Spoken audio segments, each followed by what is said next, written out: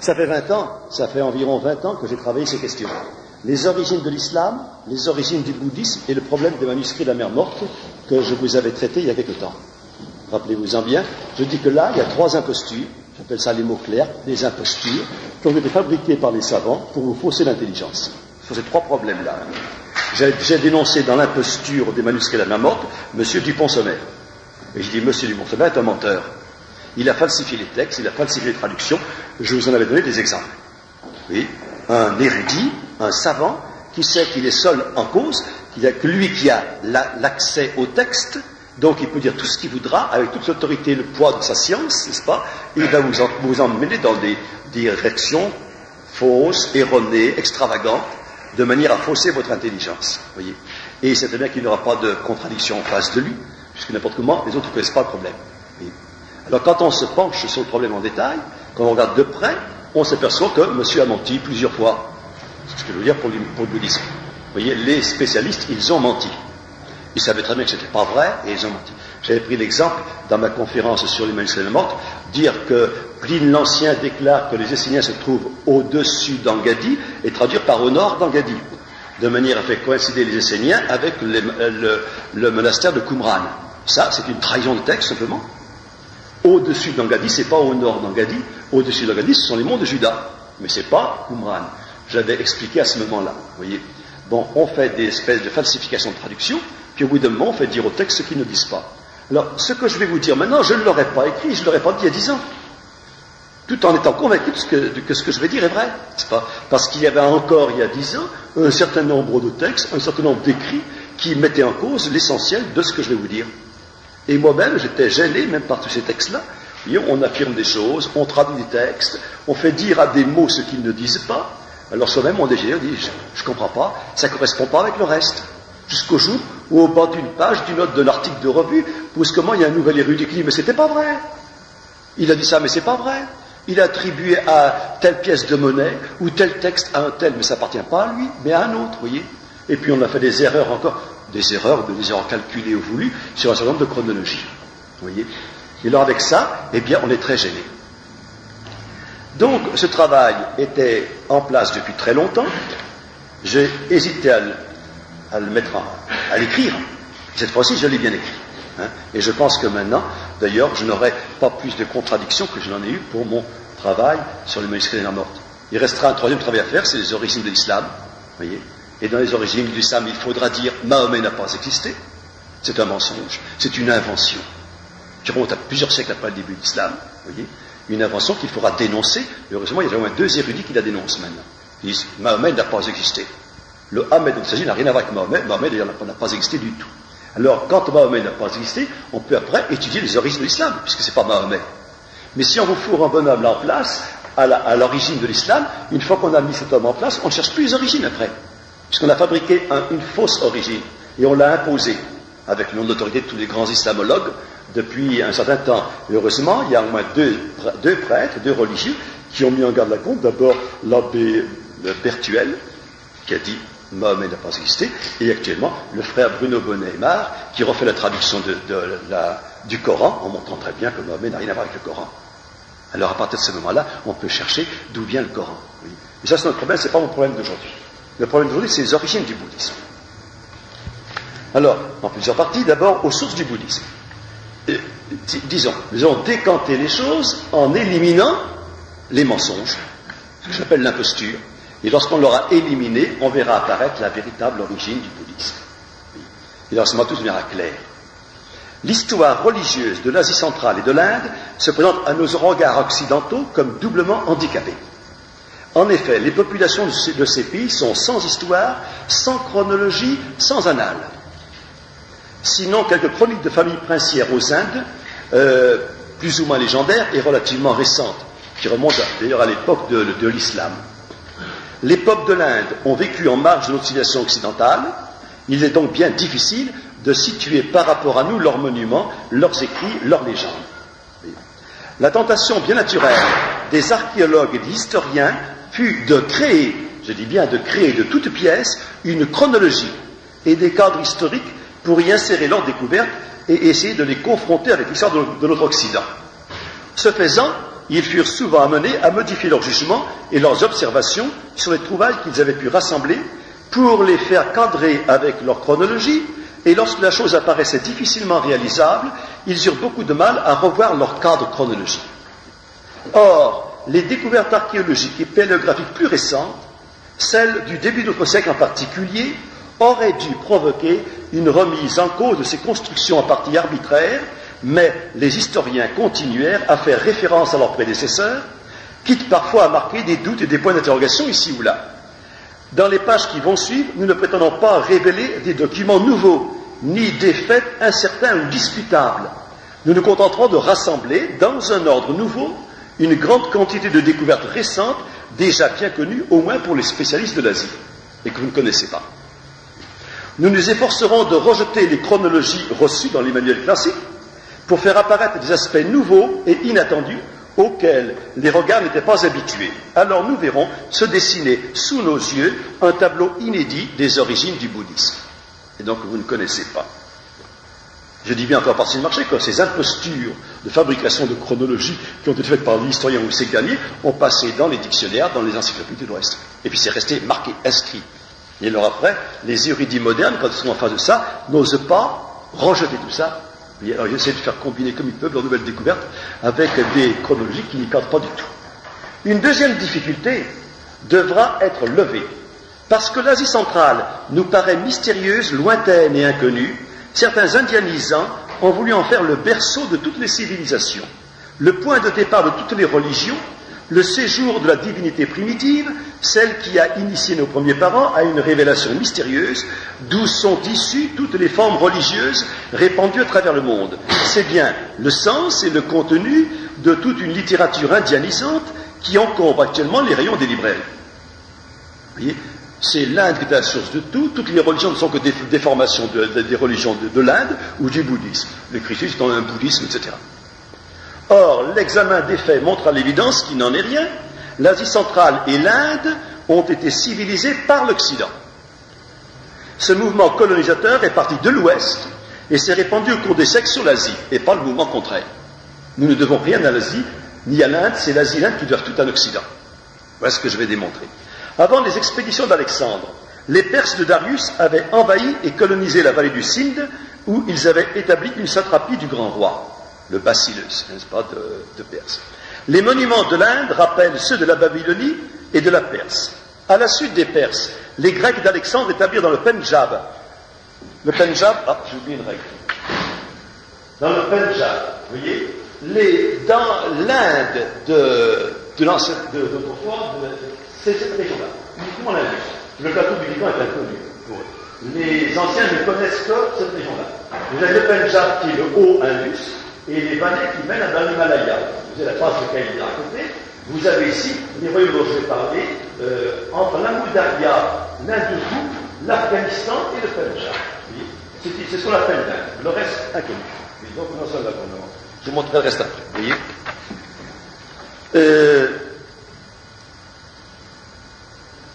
voilà. Les Grecs d'Alexandre établirent dans le Pendjab des royaumes grecs. Et pendant plusieurs siècles, ces Grecs vont développer sur toute l'Asie centrale une civilisation hellénique, celle des royaumes de Bactriane et de Sogdiane, qui ont laissé dans les manuscrits hindous le souvenir des Yavanas. Voyez, et dans les monuments de l'Inde, la marque de l'influence grecque et romaine. Les Yavanas, ce sont les Grecs, dans les livres hindous. Le comte Goblet d'Alviela a démontré, entre les deux guerres déjà, cette œuvre civilisatrice dans son ouvrage intitulé « Ce que l'Inde doit à la Grèce », autant dire tout l'essentiel de sa civilisation, depuis la sculpture, la peinture, jusqu'à la littérature et même l'art dramatique. Toute la civilisation de l'Inde vient de la Grèce. Ce sont les Grecs qui ont civilisé l'Inde. Voilà ce qu'il faut savoir. Et c'est fondamental. À partir du début de l'ère chrétienne, c'est pas bien à quelle époque, l'invasion des Scythes et des Parthes, c'est pour ça que j'ai mis les noms propres là-bas pour qu'on sache comment ça s'écrit, l'invasion des Scythes et des Parthes, qui sont les Pallavas des manuscrits de l'Inde, provoqua un bouleversement des influences occidentales. Ces Parthes et ces Scythes sont venus du sud de la Russie, et ils ont conquis les royaumes de l'Inde, mais ils en ont conservé et respecté la civilisation. Et ils ont répandu cette civilisation hellénique en Asie centrale. Dès le 2e ou le 3e siècle de notre ère, ils ont constitué un pont entre l'Inde et les pays nouvellement convertis au christianisme. Nous verrons que ces royaumes scythes sont à l'origine de l'expansion du bouddhisme à travers l'Asie. Nous assistons donc bien là à un mouvement civilisateur venu de l'Occident qui se répand sur l'Asie. En effet, si nous constatons au cours des siècles des mouvements migrateurs de populations venues de l'Asie du Nord, les Mongols, les Tatars, les Turcs, si vous voulez, les Seldjoukides, en direction du Sud et de l'Europe, nous constatons également que ces peuples, en émigrant, saccagent et détruisent tout sur leur passage, mais qu'une fois stabilisés et fixés au sol, ils subissent une influence civilisatrice d'origine occidentale, grecque, latine et même chrétienne. Et ceci est fondamental pour comprendre l'origine et l'expansion du bouddhisme. Le Caucase, voici le pays des Parthes et des Scythes, qui ont passé pour la Caspienne, qui ont occupé cette plaine-là, ils sont arrivés dans les royaumes de Sogdiane et de Bactria. Le Bactre se trouve au nord d'Afghanistan, ici. Ce sont des royaumes qui sont, si vous voulez, à cheval sur les montagnes et la plaine de l'Afghanistan. Et à cheval en même temps sur le Gandhara, qui est une des provinces des différents rameaux de l'Indus. L'Indus se divise dans la montagne en une série de rameaux. Vous voyez, l'Indus s'appelle le Gandhara, qui est une province de Bactria. Dans le Bactria, toute cette région-là, jusqu'à la France du Khyber. L'Afghanistan et le Pendjab, qui sont reliés entre eux. Le Pakistan n'en fait pas un ou deux. Et nous sommes donc très près de l'Iran, c'est-à-dire de la Perse, l'ancienne Perse. Prétendre que le bouddhisme est à l'origine des religions de l'Asie occidentale, c'est bâtir une hypothèse sur du vide. Si les Perses, les Grecs et les Scythes ont occupé pendant des siècles le nord-ouest de l'Hindustan, ce que je viens de dire, c'est donc le Pendjab, vous voyez, si des communautés chrétiennes se sont établies dans les Indes et l'Asie centrale, l'Europe n'a jamais subi d'invasion indienne, ni connu d'église bouddhique. En Europe, on ne connaît pas. Vous voyez, les monuments de l'Inde témoignent d'une influence persane et grecque. Vous voyez, par contre, aucun monument de l'Asie mineure, c'est-à-dire de la Syrie, si vous voulez, de la Palestine ou de l'Égypte, ce soit d'origine égyptienne ou grecque, vous voyez, ne rappelle le style des hindous. Nous ne trouvons aucune mention d'un culte bouddhique dans toute la littérature ancienne, latine, grecque ou orientale, avant le IIe siècle de notre ère. Vous voyez, à une époque où les contacts entre ces pays étaient cependant nombreux. Vous voyez, la première mention d'un Botha auquel les hindous rendent un culte divin se trouve dans les Stromates de Clément d'Alexandrie, dont la rédaction remonte peut-être à la fin du second siècle de notre ère, ou même plus tard. Si même on ne peut pas supposer que cette mention de Botha, auquel les hindous rendent un culte divin, n'a pas été une interpellation postérieure. Vous savez qu'à l'époque des manuscrits d'autrefois, les recopieurs de manuscrits y rajoutaient ce que l'auteur avait oublié, vous voyez, pendant plusieurs siècles.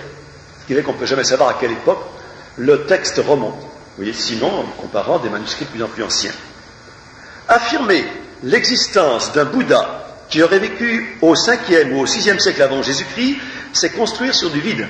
Je vous le dis parce que ça a été dit, je ne sais combien d'années, partout dans les dictionnaires, partout vous l'aurez ça. Il n'existe pas le plus petit commencement de preuve d'une telle assertion.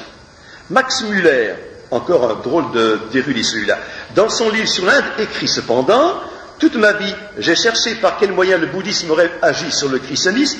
Ces moyens, je ne les ai pas trouvés. Tout simplement parce que lorsque le christianisme s'est répandu dans l'Asie, le bouddhisme n'existait pas. Tout simplement.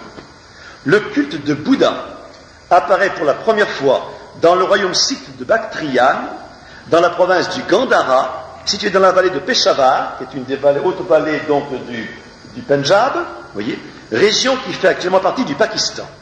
L'art bouddhique du Gandhara s'est développé au cours des premiers siècles de l'ère chrétienne sous les souverains Kushans, qui sont les descendants des Scythes. Le premier Bouddha, pour faire une conférence intéressante, outre la carte, j'aurais dû mettre des diapositives pour vous montrer un petit peu le culte des Bouddhas, les cultes de Bouddha, mais je ne les ai pas là. Je les ai, mais je ne les ai pas en diapositive. Le premier Bouddha se présente sous la forme d'un maître enseignant ses disciples. Il se tient droit, la main levée, son visage est classique, nez, sourcils droits, cheveux bouclés. C'est un philosophe vêtu d'une toge à la mode romaine, circulant entouré de ses disciples. Quand sa tête est nimbée, il a tout à fait l'allure de l'Apollon grec. Dans ses premiers monuments bouddhiques, le climat a effacé toutes les peintures murales. Il ne nous reste que les sculptures taillées dans le schiste gris de la région. C'est toujours dans le Gandhara, donc dans le Pendjab. On appelle cette école du Gandhara le premier art bouddhique indien. Mais il ne faut pas se méprendre, c'est un art essentiellement grec ou romain, gréco-romain. Le Bouddha ne s'y présente pas du tout selon les formes épaisses, tordues et grimaçantes que nous trouvons plus tard dans les temples de l'Inde. Les tentatives de datation de ces sculptures sont bien décevantes. Selon les spécialistes, elles se situent entre le 3e siècle avant Jésus-Christ et le 6e siècle de notre ère, ce qui fait 9 siècles pour dater des sculptures.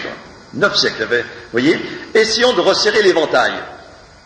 En fait, la plupart des spécialistes qui ont étudié ces peintures les placent au 3e ou 4e siècle après Jésus-Christ.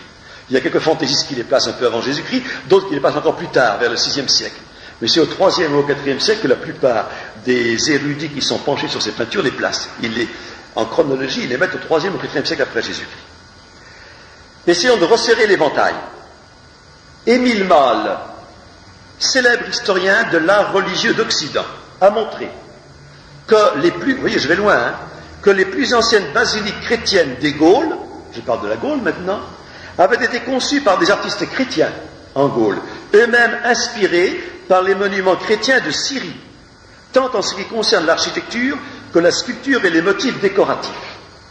Nos premières basiliques romanes en France ont été construites selon un type de basilique tel qu'elles étaient construites en Syrie dans les premiers siècles de l'ère chrétienne. Et en Syrie, nous n'avons plus que des ruines, mais des ruines imposantes et immenses. Toute une partie de la Syrie est pleine de ruines, de basiliques de style roman, telles qu'on les faisait en Gaule dans les 4e, 5e, 6e siècle après Jésus-Christ, les premières et les plus anciennes, vous voyez. Or, il a mis en regard les bas-reliefs du Gandhara avec les sarcophages chrétiens des catacombes et spécialement ceux des ateliers d'Arles en Provence. Les sculptures du Gandhara bouddhique du Gandhara sont comparées par Émile Malle avec les sarcophages chrétiens des catacombes à Rome et les sarcophages chrétiens d'Arles en Provence. Vous voyez. Il a constaté des parentés d'inspiration très proches et presque identiques. De part et d'autre, Jésus-Christ ou le Bouddha sont présentés en personnages drapés à l'antique, alignés parallèlement dans des niches séparées par des colonnettes ou par des troncs d'arbustes surmontés de feuillage. Ils se tiennent debout, la main levée, toujours, vous voyez, entourés de leurs disciples qui semblent, par leurs gestes, donner leur assentiment à l'enseignement du maître. Émile Malle en a conclu que les mêmes artistes ont travaillé pour les deux églises et que leurs ateliers de sculpture étaient installés à Antioche, en Syrie. Les sculpteurs qui construisaient les basiliques syriennes au 3e, 4e siècle après Jésus-Christ étaient les mêmes qui construisaient les basiliques romaines de Gaule ou qui faisaient des sarcophages.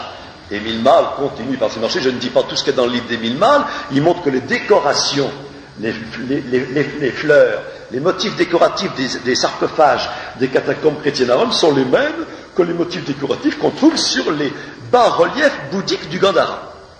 Vous voyez, c'est important de noter ça, oui. Émile Malle en a conclu donc que les mêmes artistes ont travaillé pour les deux églises et que leurs ateliers de sculpture étaient installés à Antioche en Syrie. On a même trouvé sur un bas-relief du Gandhara, représentant la naissance du Bouddha, une image indéniable du bon pasteur, sculptée dans un panneau d'un pilier corinthien. Vous voyez, alors on pourrait même dire qu'on a peut-être réutilisé un pilier d'une basilique chrétienne de Syrie pour aller construire le Bouddha, pour décorer un monument du Bouddha. Vous voyez. Sur le socle d'une statue du Bouddha trouvée à Ashnagar, donc dans le Gandhara, on a remarqué une date, l'an 274 d'une ère inconnue. S'il s'agit de l'ère de Gondopharès, roi scythe, nous sommes en 214 après Jésus-Christ. S'il s'agit de l'ère des Sakyas, les Sakyas sont les Scythes, Sakya est leur nom en sanskrit. Et les Sakyas, on est en 352 après Jésus-Christ, c'est-à-dire au IVe siècle. Vous voyez ? Nous sommes donc à la fin du IIIe siècle ou au début du IVe siècle de notre ère. Or, nous savons que l'apôtre saint Thomas est venu chez un roi indien, Gondopharès, au cours du 1er siècle après Jésus-Christ. On a nié ça, maintenant les historiens sont d'accord, c'est vrai. Donc le roi indien Gondopharès, probablement l'un des premiers mages, a été lui-même converti par saint Thomas. C'était un roi parthe qui régnait sur une partie du Gandhara. Son neveu Abdagarès lui succéda autour des années 70 après Jésus-Christ. Ces rois indo-scythes et parthes ont donc reçu le christianisme très tôt et une inspiration commune aux deux religions est tout à fait vraisemblable, corroborée d'ailleurs par les dates que nous venons de préciser. Le culte du Bouddha est apparu pour la première fois au IIIe siècle de notre ère et non avant. Affirmer, comme l'ont fait plusieurs historiens, que ce culte du Bouddha fut précédé d'une longue époque où le bouddhisme vivait en veilleuse et comme en sommeil, c'est affirmer ce qu'il faudrait d'abord prouver. On a reporté dans un passé lointain et incontrôlable un culte symbolique du Bouddha, représenté par la vénération de l'empreinte de ses pieds, de la roue, de l'arbre et de quelques autres caractères sanscrits, sans voir que ces superstitions populaires ne pouvaient pas précéder le culte du saint, mais compléter longtemps après un culte et une liturgie déjà installée et florissante. Je réponds rapidement à des objections très nombreuses dans un certain nombre de livres. Des voyageurs et des missionnaires chrétiens ont noté au cours des siècles des nombreux emprunts faits par les communautés bouddhiques au christianisme.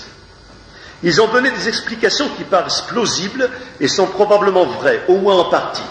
Il y a trop d'explications, vous voyez. Alors à la fin, ça finit par une espèce de fouillis invraisemblable. Il faut quelque chose de plus clair. Les uns ont fait valoir la juxtaposition en Asie centrale des communautés nestoriennes et des monastères bouddhiques qui pouvaient expliquer ces emprunts. Je dirais que c'est pas vrai. D'autres ont évoqué l'influence de missionnaires chrétiens au Moyen-Âge et au XVIe siècle. Tout cela est possible, mais non assuré. Cependant, les découvertes archéologiques et paléographiques de la fin du siècle dernier et du début de celui-ci font apparaître une influence bien plus considérable et décisive sur la formation du bouddhisme. Il s'agit des Manichéens. Au lieu d'inventer un Bouddha mythique qui aurait vécu plusieurs siècles avant l'ère chrétienne, les historiens auraient dû observer d'abord les Bouddhas véritables qui ont existé, que nous connaissons puisque eux-mêmes se sont donné ce titre de Bouddha qui veut dire illuminé. C'est ce qu'il reste à démontrer. Alors, deuxième partie, le Bouddha de lumière Mani. Le manichéisme s'est présenté comme une religion de la lumière, église de la justice. L'église, c'est la communauté des élus, des justes, des véridiques, des parfaits, les cathares, c'est-à-dire les parfaits, vous voyez. Elle comprend des auditeurs, ça veut dire ceux qui apprennent la vérité, des catéchumènes donc, qui sont agenouillés devant les élus, les dignitaires qui jouissent de l'initiation complète, pour recevoir l'imposition des mains en signe du pardon de leurs péchés. Ça, c'est la position classique des auditeurs, des catéchumènes avec les élus, les saints, les parfaits, les cathares, des gnostiques. Le fondateur de cette église est un certain Sithianos, ça veut dire le Scythien. On n'en sait pas plus, on sait seulement le Scythien, qui vivait, dit-on, au temps des apôtres. Dit-on, on sait. Il aurait prêché une gnose chrétienne en Palestine. C'est en tant que spécialiste de la gnose que j'ai étudié tout ça, bien sûr, et que j'ai inventé ces personnages-là, dont je vais vous parler. Son disciple Térébinthe. Mais Térébinthe, c'est le nom d'une plante, vous voyez. Donc c'est certainement un pseudonyme. Térébinthe, c'est une plante dont on tire de l'huile, ça veut dire qu'elle était ouin, etc., vous voyez. Une espèce de Christ, si vous voulez. Son disciple Térébinthe rédigea 4 livres contenant son enseignement, l'enseignement de Sithianos, qui sont les mystères, les chapitres, l'évangile et le trésor. C'est ce qui est dit, mais je ne le crois pas, parce que ces 4 livres-là sont des œuvres de Mani lui-même. Mais puisqu'on les connaît, ces livres-là, on les a. Térébinthe, après la mort de son maître Sithianos, Térébinthe se rendit à Babylone, déclara se nommer le Bouddha, déclara être né d'une vierge, avoir été nourri par les anges sur les montagnes avant d'être descendu à Babylone. Mais le maître qui a donné son nom à cette église gnostique, c'est Mani, que les latins et les grecs ont appelé Maniché, qu'on appelait en perse Manès, avec une désinence perse en S, mais c'est Mani, le vrai nom c'est Mani, vous voyez.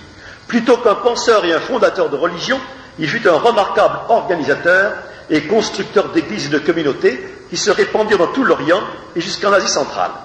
Son enseignement est tout simplement la gnose de Marcion, qu'il aurait donc fallu étudier, je ne sais pas le moment de le dire, et de Basilide. Il n'est pas original, il insiste seulement avec une accentuation particulière sur un double principe du monde, l'existence d'un Dieu bon et d'un Dieu mauvais, qui se trouve dans un certain nombre de gnostiques, et en conflit éternel, et sur la réincarnation des âmes. La réincarnation, on la métempsychose, qui est commune à un certain nombre de gnostiques des premiers siècles de l'Église. Il se donna le nom de Mani, ce qui veut dire en sanskrit « gemme, pierre précieuse, perle ». Vous voyez. Dans un hymne manichéen, intitulé « Le chant de la perle », tiré des actes de Thomas, il est salué du titre de fils de roi. Dans cet hymne, on nous raconte que le Créateur a posé dans le corps d'Adam une perle précieuse qui, passant de corps en corps, a donné naissance à Jésus dans le sein de Marie. Lui-même, Mani, se dit fils d'une veuve, donc conçu par l'opération du Saint-Esprit. Les francs-maçons, qui sont les authentiques héritiers des manichéens, s'appellent encore aujourd'hui entre eux les fils de l'aveu. Il est donc lui aussi sorti de la perle, cette pierre précieuse dont il a pris le nom. Installé en Babylonie, comme son maître Térébinthe, il explique à ses disciples. Après que l'église de la chair a été élevée dans les hauteurs, alors a été inauguré mon apostolat, sur lequel vous m'avez interrogé. L'église de la chair, c'est l'église de Jésus-Christ. C'est l'église de Jésus-Christ, vous voyez. Sur lequel vous m'avez interrogé. Depuis lors, le Paraclet a été envoyé, l'Esprit de vérité qui est venu à vous dans cette dernière génération, conformément à ce qu'avait dit Jésus. À l'heure où je partirai, je vous enverrai le Paraclet, et quand le Paraclet sera venu, il instruira le monde et vous parlera de la justice. C'est le texte même de Mani. Vous voyez, important de noter ça, le Paraclet. Parce que le Paraclet a été attribué aussi à Mahomet. On en parlera une autre fois. Puis il raconte que pendant le règne du roi Ardashir, roi sassanide, qui régna au IIIe siècle de notre ère sur la Perse, le Paraclet vivant est descendu vers lui, s'est entretenu avec lui et lui a révélé les mystères cachés. Après les avoir énumérés, il conclut. Ainsi m'a été révélé par le Paraclet tout ce qui est arrivé et tout ce qui arrivera, tout ce que l'œil voit, tout ce que l'oreille entend, tout ce que l'intelligence comprend. Par lui, j'ai appris à tout connaître, c'est la gnose, connaître. Par lui, j'ai vu le tout, c'est le panthéisme. Je suis devenu avec lui un seul corps et un seul esprit. Il s'agit donc d'une identification totale avec l'esprit divin. Le manichéisme est bien, comme toute gnose, une hérésie qui s'est développée sur le tronc chrétien comme une tumeur parasite. C'est mon thème général, tumeur au sein de l'Église. Vous voyez ? En effet, Mani se dit fidèle disciple de Jésus. Ses lettres commencent par la formule Manicheus Apostolus Jésus Christi. Il a composé des hymnes en l'honneur de Jésus. Ses disciples en ont composé d'autres en son honneur. Prière à Mani, hymne en l'honneur de son martyr, psaume pour la fête du Béma en l'honneur de sa mort, etc. On lit en tête de ces Kifalaya, ou chapitres, l'illuminateur égale le Bouddha, dit à ses disciples, à la fin des années du roi Ardashir, je suis parti pour prêcher. Je me suis rendu sur un vaisseau au pays des Indiens, Gandhara. Et je leur ai prêché l'espérance de la vie et j'ai choisi là-bas une bonne élite.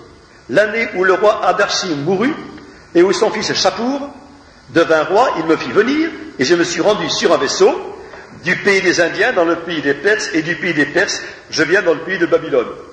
Vaisseau, étymologique, sur un véhicule. Mon vaisseau est équivoque. Dans l'introduction de son livre des Kefalaya, Mani insiste sur ces trois précurseurs. Jésus, Zaradès, c'est Zoroastre, voyez, et Bouddha. Ce sont, dit-il, ces trois frères, interprètes de la même sagesse. Et tous les apôtres, mes frères qui sont venus avant moi, n'ont pas écrit leur sagesse comme je l'ai écrite. Ils ne l'ont pas représentée par des peintures comme je l'ai peinte. C'était un artiste, Mani. Ma religion, dès son origine, dépasse les religions antérieures. On remarque la progression dans cet aveu. Jésus ne se distingue pas de Zaradès ni de Bouddha pour l'enseignement, voyez. Cependant, il est toujours donné le premier, de sorte que les autres semblent être ses disciples. Ils n'ont pas donné un enseignement original, distinct du sien. Mani marque bien l'identité de leurs enseignements. Jésus, le Bouddha et Zoroastre, c'est le même enseignement. Ce sont les maîtres de l'église gnostique qu'il n'a pas fondé. Mani ne l'a pas fondé, mais qu'il a répandu en Asie. On ne trouve pas dans son enseignement des caractères particuliers qui pourraient venir d'un bouddhisme enseigné avant lui, tel qu'il nous apparaît aujourd'hui dans les livres sanscrits. Dans l'enseignement original de Mani, écrit Burkit, donc un spécialiste du siècle dernier, je ne vois aucune trace assurée qui nous y fasse reconnaître le bouddhisme comme élément constitutif. Bouddha est mentionné par Mani avec respect, comme il mentionne Platon, important, et Hermès Trismégiste, donc disciple de Platon et d'Hermès Trismégiste. Il est donc un maillon dans une chaîne de maîtres gnostiques successifs. Alpharique affirme que Mani n'a pas connu le Bouddha, mais seulement la gnose de son temps. Vous voyez, je parle des Alphariques, Burkit et compagnie, ce sont les spécialistes du bouddhisme au siècle dernier, qui n'ont pas connu le découverte depuis. Lorsque l'église chrétienne, grecque ou nestorienne, faites attention, l'église chrétienne, c'est latine, grecque, c'est la vraie église, nestorienne aussi. Ce qu'on appelle nestorienne, ne sont pas nestoriens du tout.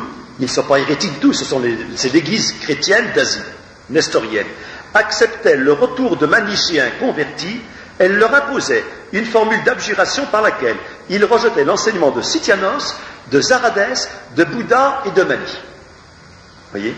Donc il y avait bien une filiation Sityanos a formé Zaradès Zoroastre, Zoroastre a formé le Bouddha, et le Bouddha a formé Mani. Et Mani est le dernier des 4. Ces 4 personnages étaient donc considérés par les églises latines, grecques et nestoriennes comme les chefs successifs d'une même religion. Il apparaît évident donc que le Bouddha dont parle Mani n'est autre que son prédécesseur Térébinthe. Voyez. La 3e homélie des Manichéens nous raconte la passion de Mani. C'est un démarquage systématique de la passion du Christ et des récits de martyrs chrétiens. On ignore la date de sa mort. Il est arrêté par le roi sassanide, jeté en prison, où il meurt d'épuisement après quelque temps. Puis, c'est l'ascension. Mani rejette son corps, monte avec la rapidité d'une flèche ou de l'éclair jusqu'à la sphère lunaire, d'où il veillera sur son église. Comme pour la mort de Jésus, se produisent des phénomènes surnaturels, obscurcissement du ciel, tremblement de terre, grande voix qui se fait entendre, trouble des hommes qui tombent face contre terre. Le bruit de sa mort se répand dans la ville, les disciples se rassemblent à la porte de la prison et se lamentent. 3 saintes femmes viennent baiser le visage du mort et s'enfuient par crainte du roi. Il ne s'agit pas d'une crucifixion, bien que le mot soit employé. On parle de la crucifixion de Mani, ou d'Argirday. Mais il faut bien comprendre le sens de ce mot chez les gnostiques. La croix, pour les gnostiques, c'est le stauros, la limite qu'il faut franchir pour abandonner son corps de pourriture et remonter dans le plérôme, le grand tout divin. C'est ça, la croix a un tout autre sens que chez nous, chez les chrétiens. Le premier successeur de Mani, c'est Mar-Sissine, que les Grecs ont appelé Sisinios. Manichéos, Sisinios, c'est une désinence en ios, rajoutée au mot persan. D'autres homélies nous racontent sa consécration par Mani emprisonné, son martyre, sa crucifixion entre guillemets. Lui aussi s'est nommé le Bouddha, l'illuminé. Son nom fut joint à ceux des autres premiers disciples de Mani dans la célébration du Bema, qui est l'anniversaire de sa mort. Ce sont Thomas, probablement l'auteur de l'évangile gnostique dit de Thomas, qui n'est pas Saint Thomas, mais c'est Thomas-là, probablement, mais j'en suis pas sûr. Adas ou Atho, en latin Adimante et Hermas. Selon Faustus de Mylène, qui est un évêque manichéen, après le bienheureux père Maniché, Adimante est le seul auquel on doit s'attacher. Et c'est saint Augustin qui signale l'ouvrage de ce dernier, contre lequel il dut composer un traité. Rappelons que tous les successeurs de Mani se sont intitulés Bouddha, c'est-à-dire illuminés. Ce long développement sur la vie de Mani, le Bouddha est destiné à faire apparaître dans le récit de la vie du Bouddha, tel que nous la connaissons aujourd'hui, les emprunts considérables, les reprises presque textuelles des textes manichéens ou chrétiens auxquels vont s'ajouter, au cours des siècles, des légendes assez nombreuses pour défigurer la source première. Essayons de rétablir l'essentiel. Le Bouddha s'appelle encore Sakya Muni, ce qui veut dire le moine Muni, le moine de la caste des Sakyas, donc des Scythes, puisque c'est le nom sanskrit qui veut dire Scythe, Sakya. Le maître venu d'Occident pour enseigner les peuples de l'Inde. Il sort de lignée royale, comme Mani qui se dit fils de roi. Il est conçu de sa mère Maya Devi, la femme du roi Suddhodana, qui a appris en songe qu'elle concevra son enfant sans le concours de son époux.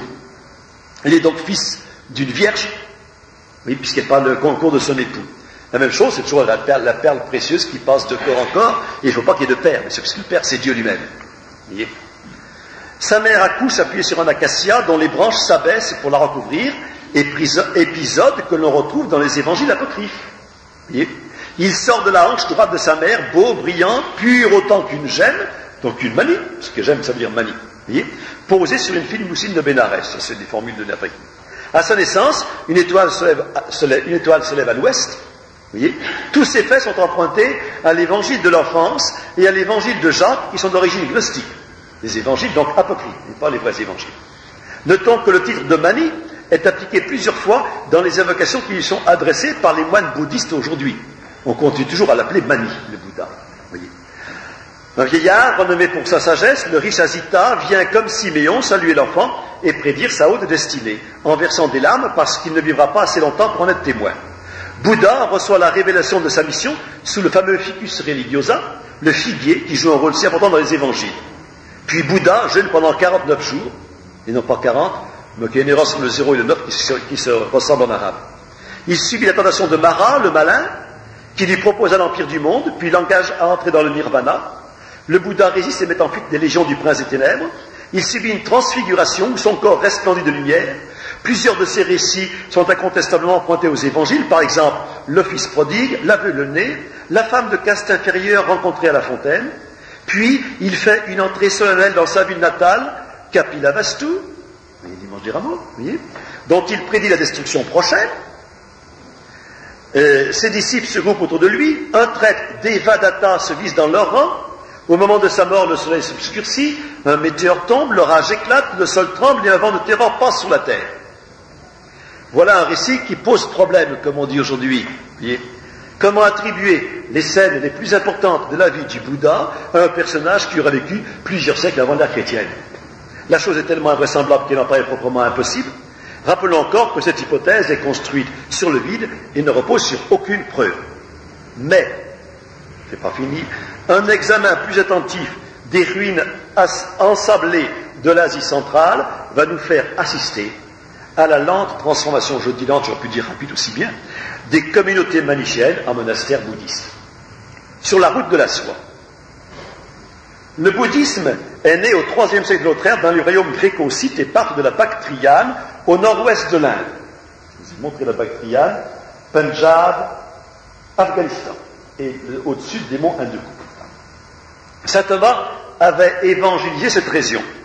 Mani y a enseigné sa doctrine gnostique et dès ce IIIe siècle, le bouddhisme se répand dans toute l'Asie centrale le long des deux routes de la soie qui relient cette région à la Chine, l'une en contournant le nord du désert central et du désert de Gobi, l'autre en longeant au sud la chaîne de l'Himalaya et le Tibet.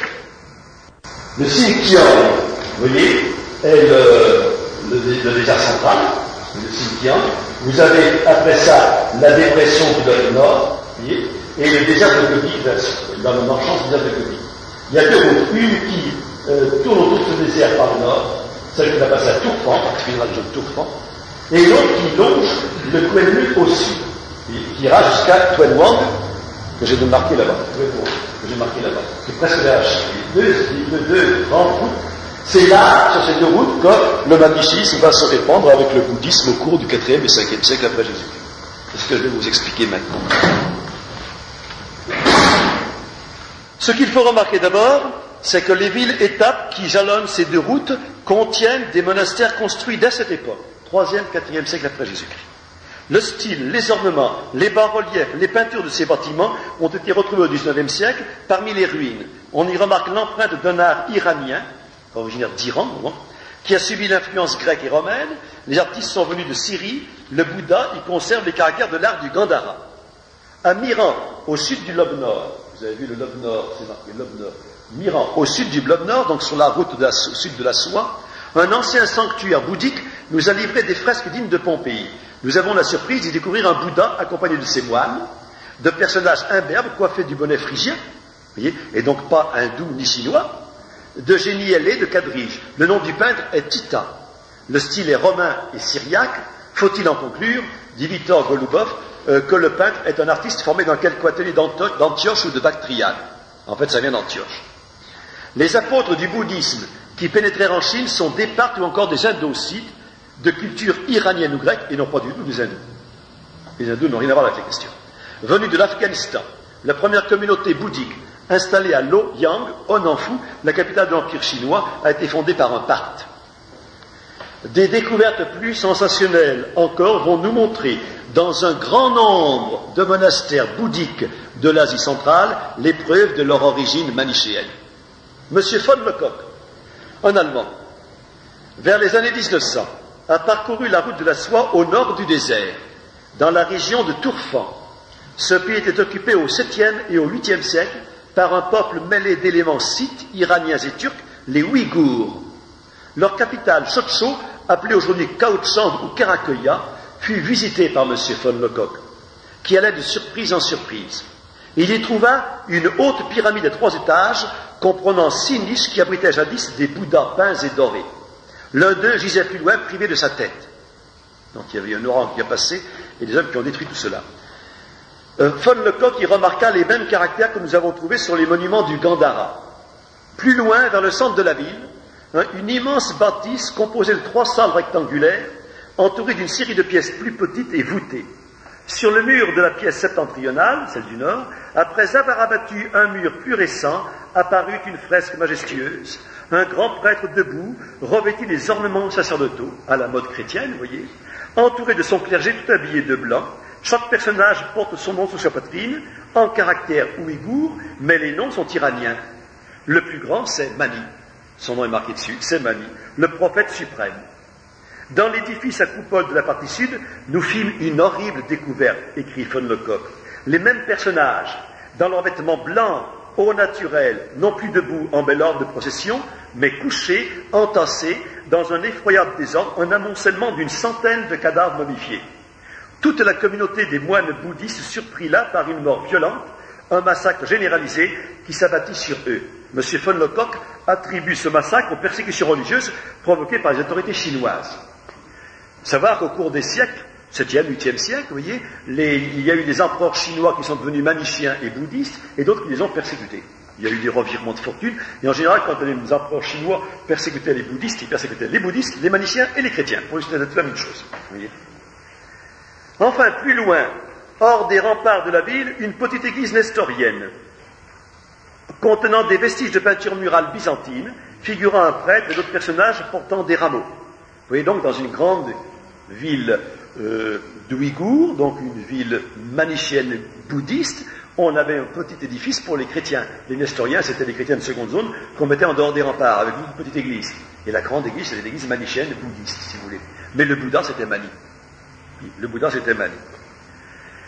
À l'intérieur de la ville, tous les écrits bouddhiques déchirés en petits morceaux qu'on aurait pu ramasser à la pelle, dit-il. C'est M. von Lecoq qui explique tout ça. Dans cette même région, il trouva un autre sanctuaire contenant une bibliothèque de manuscrits manichéens irrémédiablement endommagés par les eaux boueuses du système d'irrigation, et à l'entrée de cette bibliothèque, le cadavre d'un moine bouddhiste assassiné, resté enveloppé dans sa robe blanche tachée de sang. M. von Lecoq déclarait à la fin de sa vie que c'était là la plus sensationnelle découverte qu'il avait faite durant toute sa carrière de chercheur. En cherchant des bouddhistes, il a trouvé Mani et des manichéens, qui ne s'attendait pas à trouver là. Continuons cette exploration. Elle nous réserve encore des surprises extraordinaires. Le long de la route sud de la soie se trouve la ville chinoise de Tuanhuang dans le Kansu. Tuanhuang dans le Kansu. Le Kansu, c'est en dessous du Nanshan. Dans le Kansu. C'est la cité des 1000 Bouddhas. Elle contient un monastère bouddhique très bien conservé, avec des salles peintes et sculptées dans le rocher. Dans l'une d'elles, deux chercheurs, Sir Orelstein et M. Pelliot, un Français, se firent ouvrir un placard muré dans lequel ils trouvèrent des milliers de manuscrits anciens que le bon moine était bien incapable de déchiffrer. Ils réussirent à lui en acheter plusieurs lots importants. Quelle surprise! Au milieu de manuscrits bouddhiques, ils trouvèrent un grand nombre de manuscrits manichéens. Dans un monastère bouddhiste, muré. Manuscrits impossibles à lire, sinon les érudits qui peuvent le faire. Tout ceci s'est fait entre les deux guerres. Dans les années 20-30, vous voyez. D'abord, un catéchisme de la religion du Bouddha de lumière Mani, traduit de l'iranien en chinois en 731, 8e siècle, sur ordre impérial.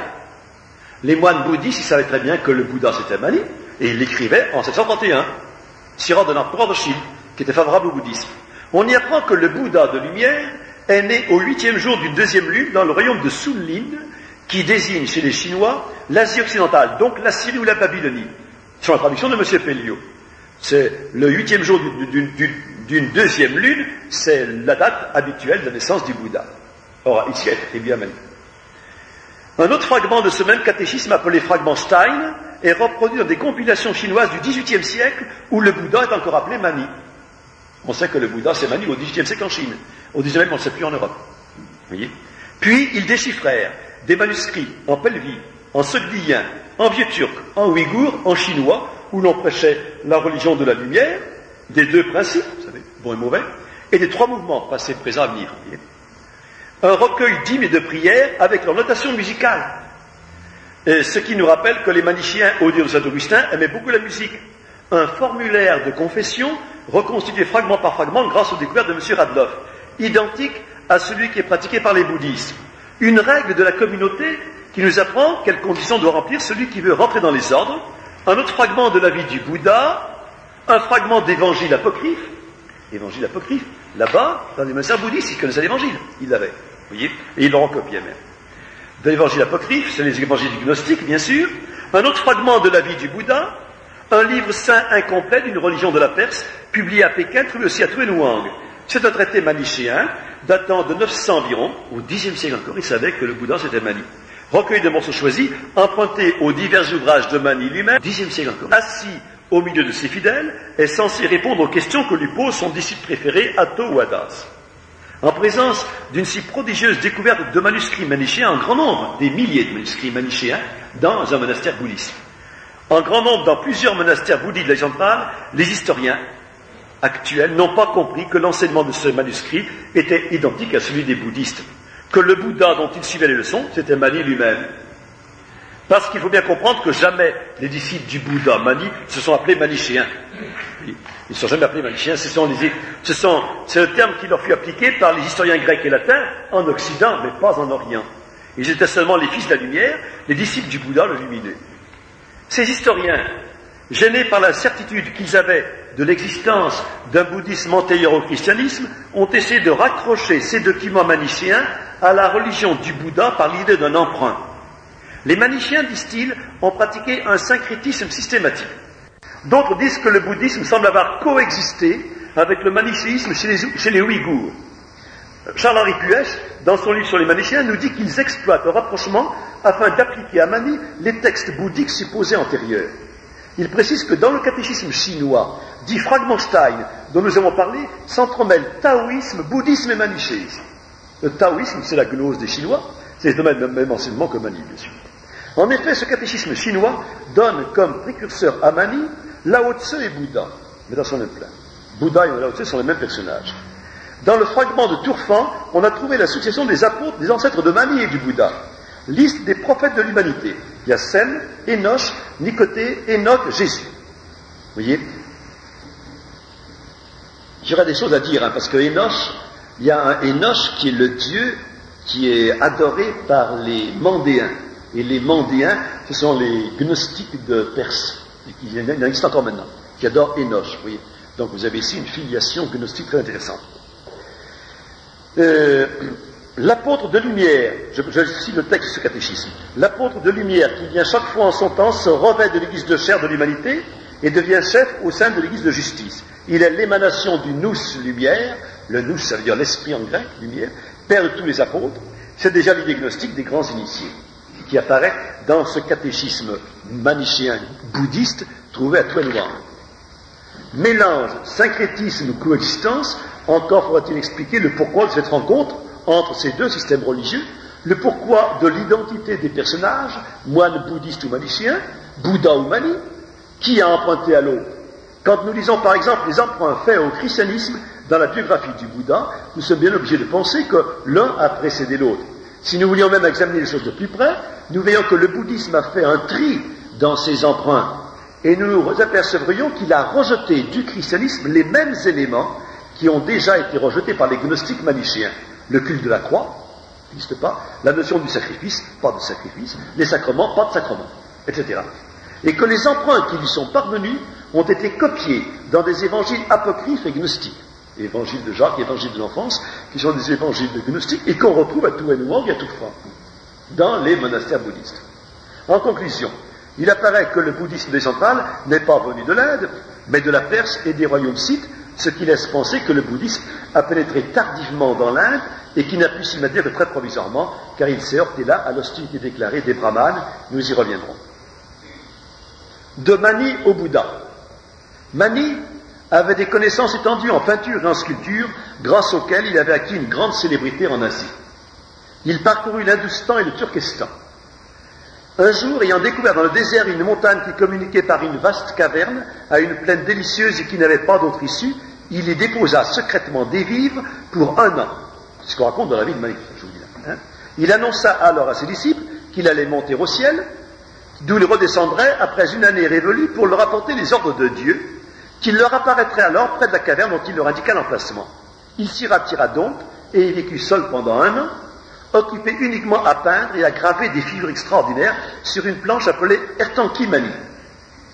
À l'époque convenue, il reparut aux environs de la caverne où l'attendaient ses disciples. C'est la région de Tourfan, vous voyez, ses disciples. Il leur montra les planches qu'il avait réunies en un volume et leur affirma que ce gros bouquin venait du ciel.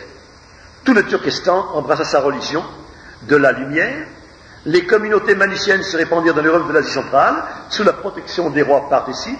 Elles établirent des églises monastères, sous la direction des successeurs de Mani, les Bouddhas, les Saravanes, les imams, ils s'appelaient eux-mêmes imams, encore quelque chose d'islam. Chef suprême de l'Église, lui-même Mani, après sa crucifixion, entre guillemets, est remonté jusqu'à la colonne de lumière, puis à la lune et au soleil, pour aboutir au pays du repos et de la joie, le nirvana, c'est dans ces textes mêmes, vous voyez, l'éternel royaume de la lumière, qui est sa patrie retrouvée. Il est le sceau des prophètes, c'est pas Mohammed, le sceau des prophètes, c'est Mani, il est le sceau des prophètes, et l'apôtre de la dernière génération, c'est pas Mohammed, c'est Mani. Toutes ces expressions se retrouvent dans les manuscrits découverts à Tourfan. Il est l'imam, il est le sceau des prophètes, il est l'apôtre de la dernière génération, vous voyez, et il est retourné au nirvana. Faisant pas d'erreur sur le mot nirvana. Le nirvana, c'est le passage dans l'éternel royaume de la lumière, puisque c'est l'église de la lumière. Oui. Il faut d'abord faire la négation, la destruction de sa propre personnalité pour devenir être rempli du grand tout lumineux, pour entrer dedans. Oui, le nirvana, c'est le passage. Le nirvana. On passe par le néant pour rejoindre le royaume de la lumière. C'est très important ça. Le mot nirvana, le mot samkara, se trouve dans tous les textes maniciens. Oui, le samkara, c'est le passage de l'âme dans les différents corps. Oui, c'est une psychose. Oui, qui se trouve dans tous les textes maniciens découverts là-bas. Oui. Donc ces textes maniciens parlent de Mani en employant le langage des bouddhistes. Oui.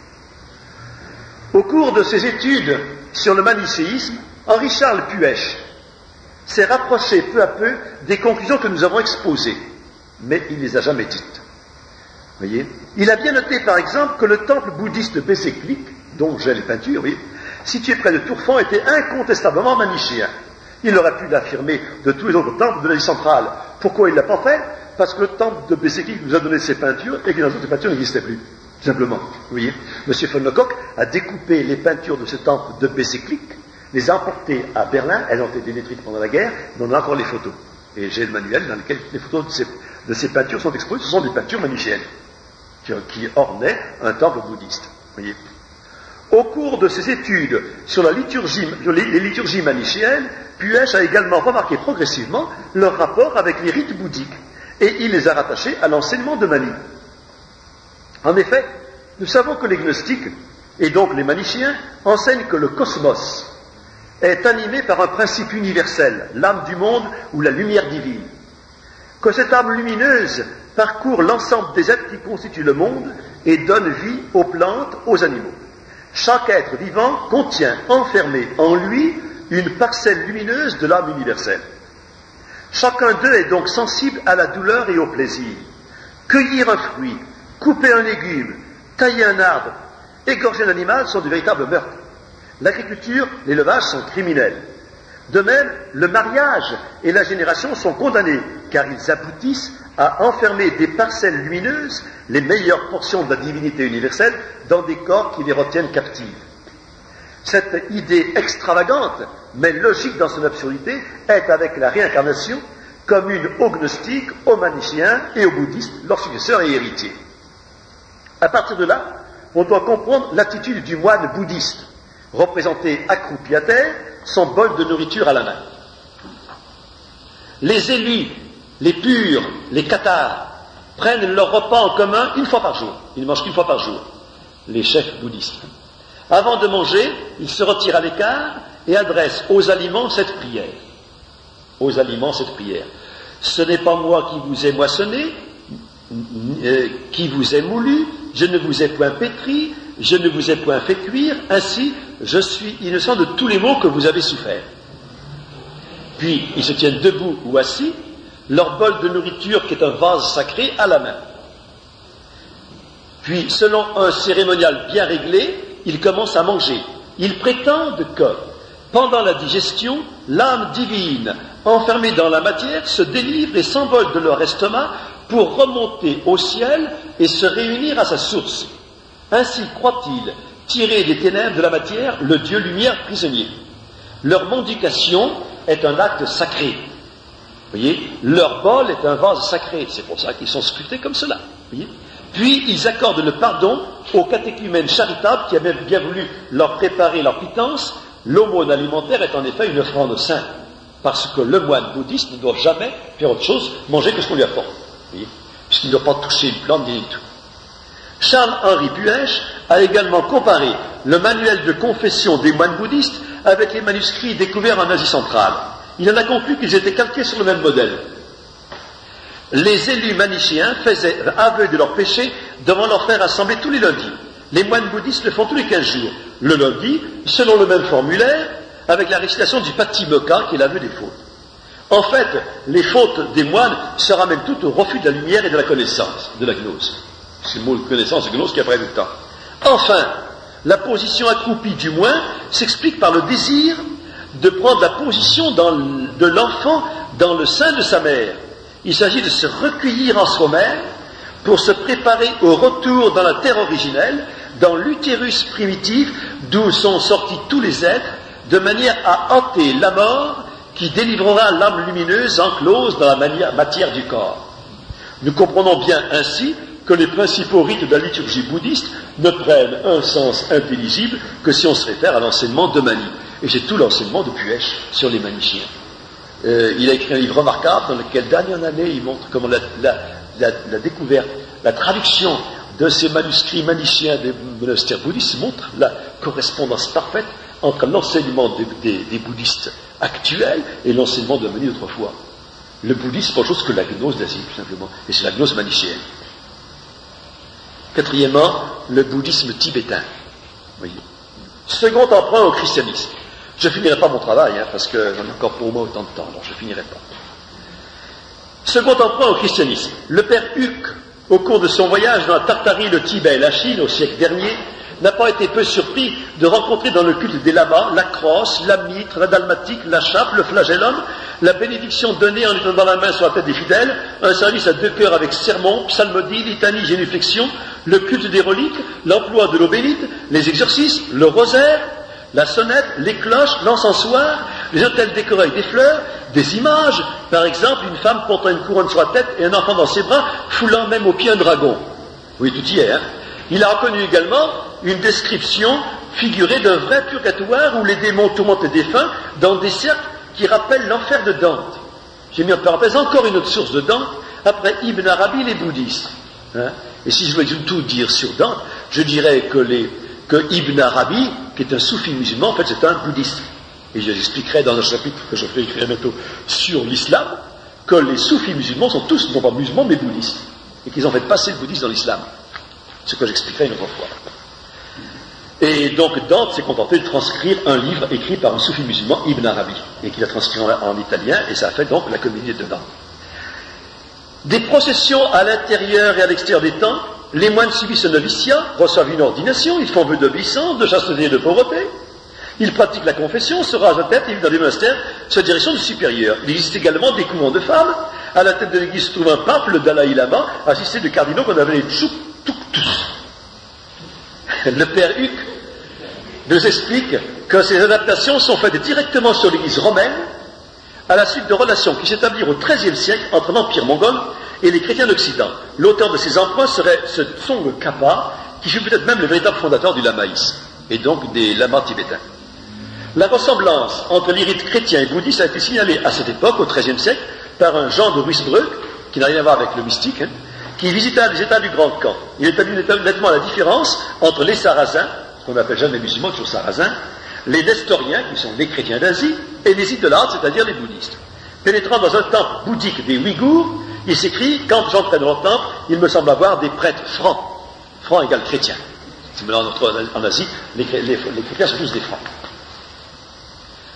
Le culte de Krishna. Troisième emprunt au christianisme, le culte de Krishna. Le bouddhisme a aussi pénétré fort avant dans l'Inde au cours du Haut Moyen-Âge.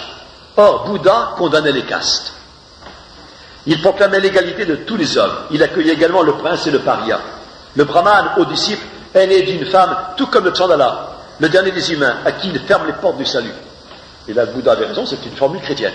Et les brahmanes opposèrent d'abord au bouddhisme, envahissant le culte sensuel et joyeux de Vishnu, déjà très répandu, bien avant eux, bien avant les brahmanes, et le rendirent plus populaire encore en identifiant le dieu avec le héros fameux des grandes guerres, Krishna. Dans le Rig Veda, Krishna signifie noir, et désigne les démons ennemis d'Indra, le Zeus indien. Puis Krishna fut représenté comme le héros des grandes guerres pour symboliser de nouveau et rendre populaire la religion des brahmanes, menacée par l'invasion du bouddhisme. Par ce choix, les brahmanes essayèrent de gagner leur caste, la caste des kshatriyas, qui sont les guerriers et les rois. Plus tard, pour ramener à eux les bouddhistes, ils admirent Bouddha dans le panthéon hindou comme dernier avatar de Vishnu, réincarnation de Vishnu. Puis, ils envoyèrent leurs sages en Occident étudier la doctrine chrétienne ainsi que le Mahabharata. Cette connaissance du christianisme leur fournit de nouvelles conceptions religieuses qui leur parurent bonnes pour enrayer les progrès du bouddhisme et du christianisme. Utilisant la ressemblance des noms Krishna et du Christ, ils composèrent la Bhagavad Gita. Ce mythe de Krishna prit tout son développement au cours du Moyen-Âge, depuis le XIIIe siècle jusqu'au XVIIIe siècle de notre ère. Les Puranas sont les livres religieux qui décrivent les cérémonies et les rites des fêtes destinées à célébrer la naissance de Krishna. On y montre Krishna naissant, porté sur le sein de sa mère, dans une cabane de berger, entouré de pasteurs, puis le voyage de Nanda et de son épouse Mathura pour payer la tribu, la présence des bœufs et autres animaux domestiques dans la cabane de naissance, la guérison de la bossue qui s'appelait Kuja, qui avait répandu du parfum sur la tête de Krishna, puis on y ajoute quelques épisodes empruntés à la fuite de Bethléem, au massacre des innocents, au miracle de l'enfance, une tentation, une transfiguration, etc. Les brahmanes, en introduisant ce culte de Krishna, ont popularisé la théorie des réincarnations divines. Krishna, c'est le Dieu suprême qui s'incarne d'âge en âge, chaque fois que la religion périclite et que l'impiété triomphe. Après son enseignement, il périt de mort violente, abandonné par les siens. Il place Krishna au-dessus de la science et de l'ascétisme, la bhakti, l'amour. Mais son enseignement est faussé dans un sens panthéiste par la Bhagavad Gita. La Bhagavad Gita, c'est l'enseignement de Krishna. Jésus-Christ avait dit « Je suis la voie, la vérité, la vie ». Krishna traduit « Je suis la vie de tous les êtres », donc l'âme universelle du monde. Je suis le support du monde, sa voie et son refuge. Jésus avait dit « Je suis l'alpha et l'oméga ». Krishna traduit « Je suis le commencement, le milieu, la fin des choses, l'immortalité et la mort ». C'est une formule panthéiste, surtout le milieu. Vous voyez ? Parce que, Jésus-Christ, il est l'alpha et l'oméga, le commencement et la fin, mais il n'est pas le milieu. C'est-à-dire qu'il n'est pas le monde lui-même. Il est le commencement, la source du monde et la finalité du monde, mais il n'est pas le monde lui-même.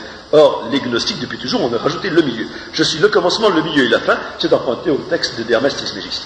Vous voyez, ces textes-là. Je l'avais expliqué dans mon livre déjà précédemment. Jésus-Christ avait dit, je sais d'où je viens et où je vais, mais vous ne savez ni d'où je viens ni où je vais. Krishna traduit, j'ai passé par bien des naissances, donc c'est la métempsychose, toi aussi, tu as passé par bien des naissances, je les connais toutes, tu ne les connais point. Krishna enseigne le respect des castes et l'absorption finale dans la divinité. On voit par là que les brahmanes, en rejetant le bouddhisme, en avaient conservé l'essentiel, le panthéisme et la réincarnation, l'absorption finale dans le néant, le nirvana. Déjà, les spécialistes de l'Inde avaient rapproché au siècle dernier les monuments de l'Inde de l'iconographie chrétienne. Ils avaient constaté les nombreux emprunts faits par l'Inde à l'Occident chrétien. Le grand indianiste Albrecht Weber avait noté dans son histoire de la littérature sanskrite le culte de Krishna comme Dieu s'est compagné sous une influence chrétienne. Angelo de Gubernatis, indianiste italien, écrivait lui aussi « Dans la mythologie brahmanique, c'est une des plus belles transformations de la divinité à laquelle a pu contribuer la connaissance du Christ parvenu jusqu'à l'Inde et qui me paraît comme avoir fourni à Krishna, avec une partie de sa doctrine, différents épisodes de sa vie. » Dans l'encyclopédie indienne. On le voit, les vrais savants vont chercher l'imitation en Inde, c'est l'Inde qui a copié l'évangile, et non le contraire. Krishna est une invention moderne, due au souci que les brahmanes ont pris de récupérer Bouddha et Jésus-Christ pour rester maîtres des basses castes attirés par l'enseignement des missionnaires.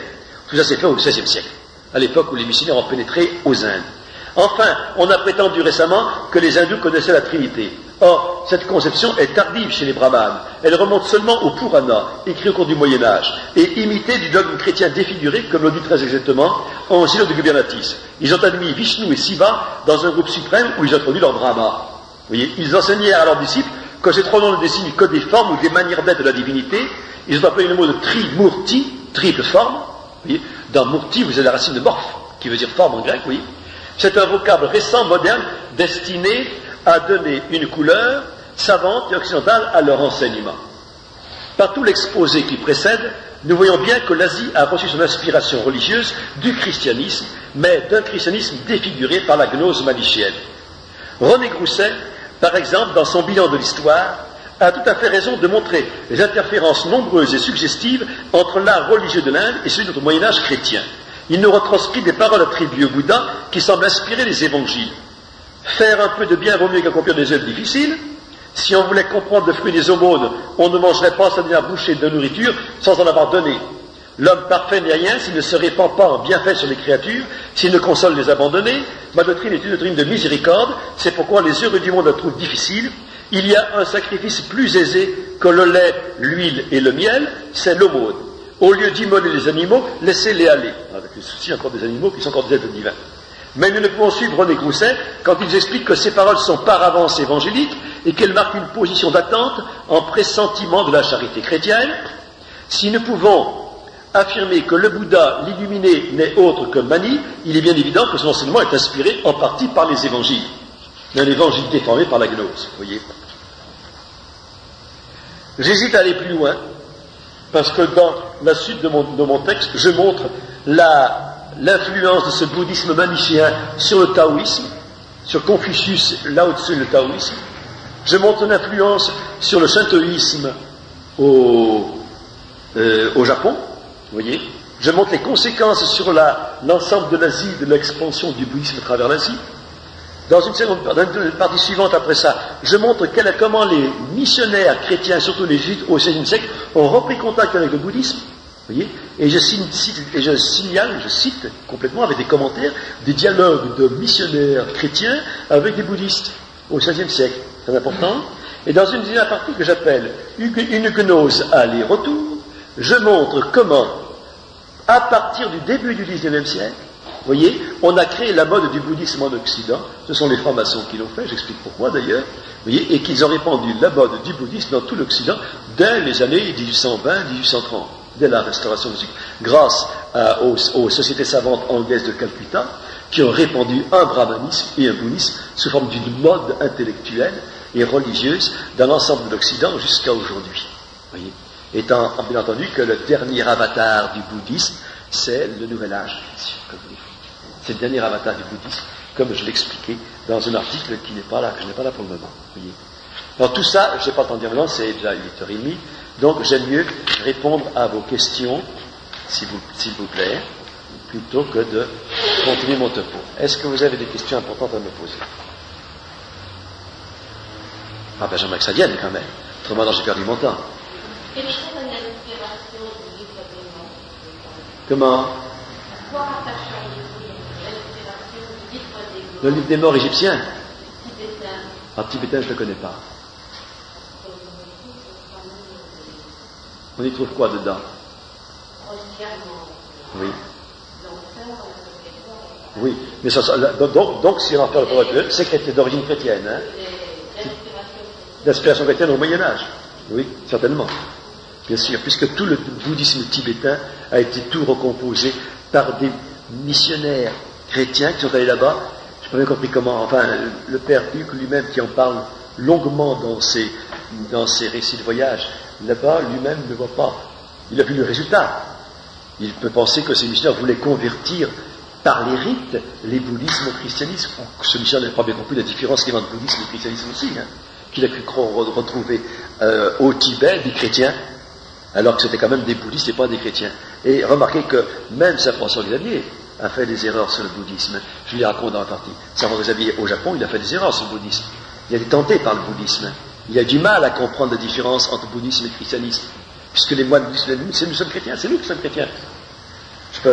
Je l'ai même expliqué ça. C'est intéressant comme contact important, vous voyez. Qu'est-ce qu'il disait?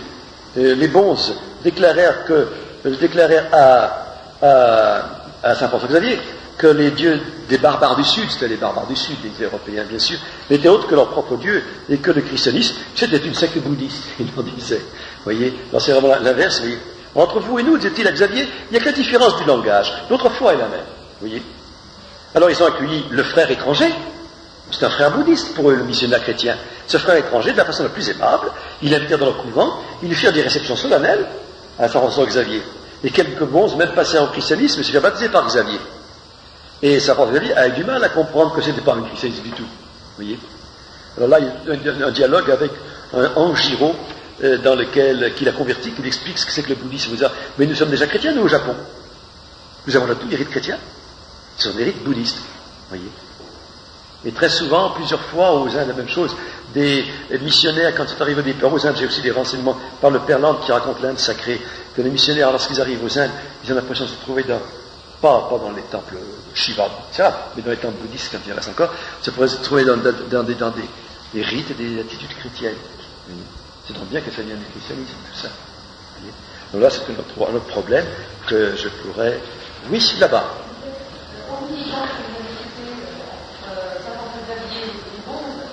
Avez-vous relevé d'autres exemples de l'attitude générale des religieux face à d'autres religions fermées, hostiles, indifférents?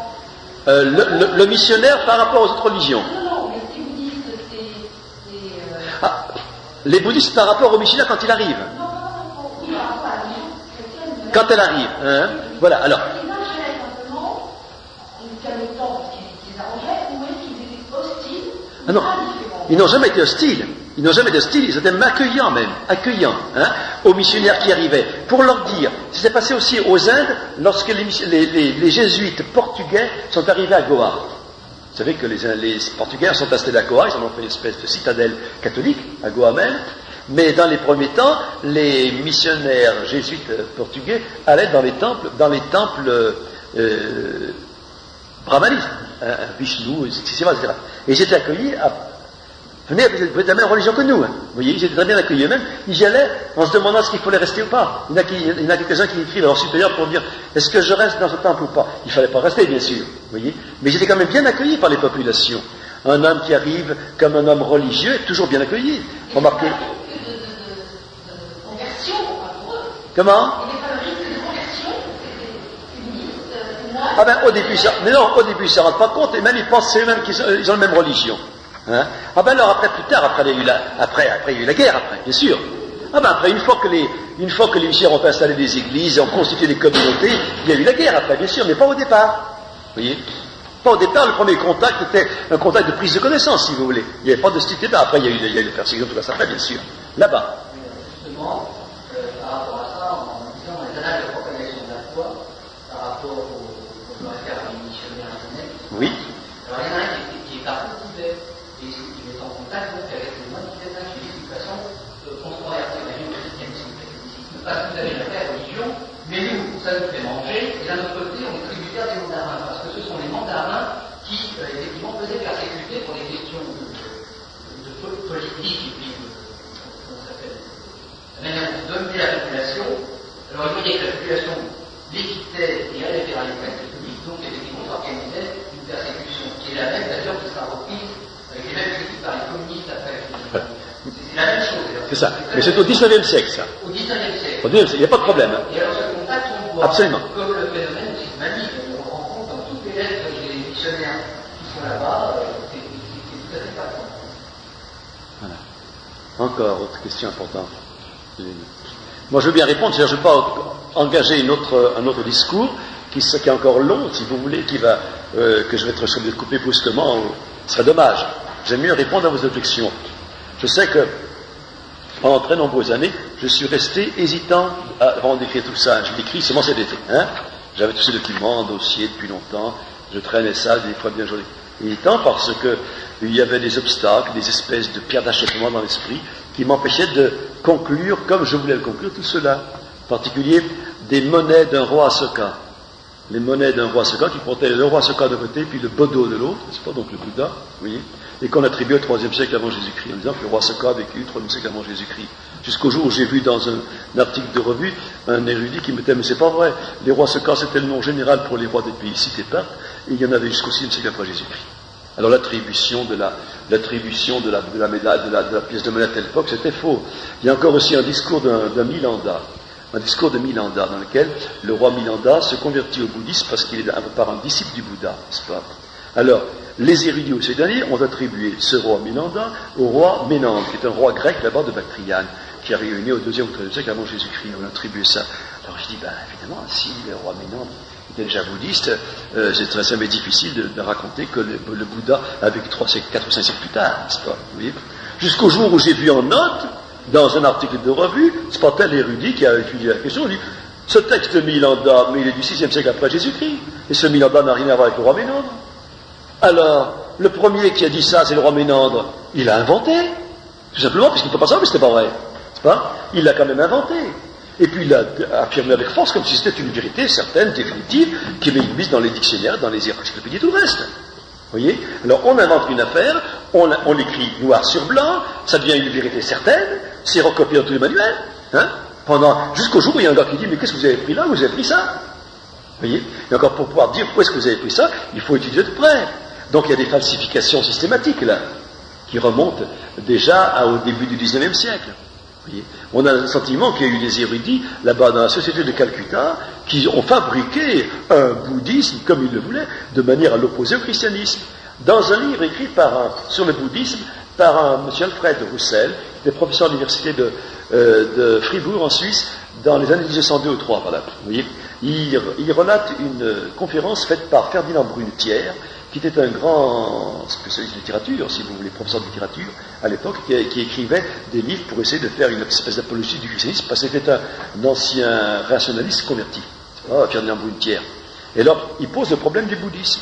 Et il dit bien, si le bouddhisme a vécu plusieurs siècles avant Jésus-Christ, les ressemblances sont telles, que c'est le christianisme qui a emprunté au bouddhisme, vous voyez. Et donc le christianisme n'est plus original, vous voyez. Ce n'est plus qu'une secte bouddhiste, comme disaient d'ailleurs les bouddhistes du Japon. À Saint-François-Xavier, vous êtes une secte bouddhiste. Voilà. Et ils disaient, si c'est vrai, alors vraiment, on aura du mal à défendre, comment dire, l'origine divine du christianisme. On aura du mal à le défendre. Et à cette époque-là, ils ne savaient pas comment faire. Hein, ils ne savaient pas comment faire. Et depuis, heureusement, on a trouvé autre chose. Vous voyez, là-bas.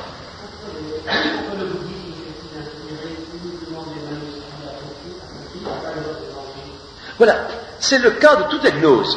Vous voyez, les gnostiques, moi j'explique ça, les gnostiques dans les premiers siècles de l'Église, ils ont fabriqué leur propre texte. Ils n'ont pas accepté les évangiles canoniques, vous voyez, parce que les évangiles canoniques s'opposaient à leur interprétation de la religion comme ils voulaient l'enseigner. Hein. La religion gnostique avait besoin de ces textes. Alors ils ont fait l'évangile de Thomas, hein, ils ont fait les évangiles d'Alphonse, l'évangile de Saint Jacques, l'évangile de Saint Barnabé, qui sont publics, on les connaît. Hein. Ce sont les évangiles apocryphes qui ont été publiés, qu'on connaît très bien, qui sont des évangiles gnostiques, dans lesquels on a réécrit la vie du Christ de manière à la faire correspondre, bien sûr, à l'enseignement des gnostiques. Vous voyez, le cas de l'évangile de Thomas est merveilleux, parce qu'il a été exposé en détail par Jean d'Orès, c'est pour ça que je m'en étais servi, montrer comment on emploie les paroles propres de Jésus-Christ, les réelles, hein, celles qui sont des canoniques, et on leur fait dire le contraire de ce qu'elles disent. Vous voyez, par toute une espèce d'interprétation symbolique qui est rajoutée par derrière. Et alors, on s'aperçoit que tous les gnostiques et les maniciens, ils font toujours référence à leurs évangiles à eux. Mani, il fait des références aux évangiles gnostiques, mais les 4 évangiles canoniques sont exclus. On le verra de la même façon pour l'islam. Hein. Tous les emprunts faits par le Coran à l'évangile sont empruntés à l'évangile de Jacques, à l'évangile de Saint Barnabé et à l'évangile de l'enfance. Et c'est aux mêmes évangiles que les maniciens ont emprunté leurs emprunts. Oui. On va voir là. On va voir, moi, je n'ai pas encore rédigé mon texte, je crois cet été, je pense, j'ai quand même pas mal de documents. On va voir là qu'il y a une nouvelle origine de l'islam qui n'est pas bien connue. Mais je sais qu'actuellement, Bruno Bonema travaille dessus et qu'il a déjà remarqué tout ça. Vous voyez, que le rédacteur du Coran, c'est aussi un moine syrien, c'est écrit en Syrie, mais pas du tout en Arabie. Vous voyez, fait pour les Arabes qui vivent en Syrie. Oui. Alors ça, c'est une chose qu'on expliquera. Oui.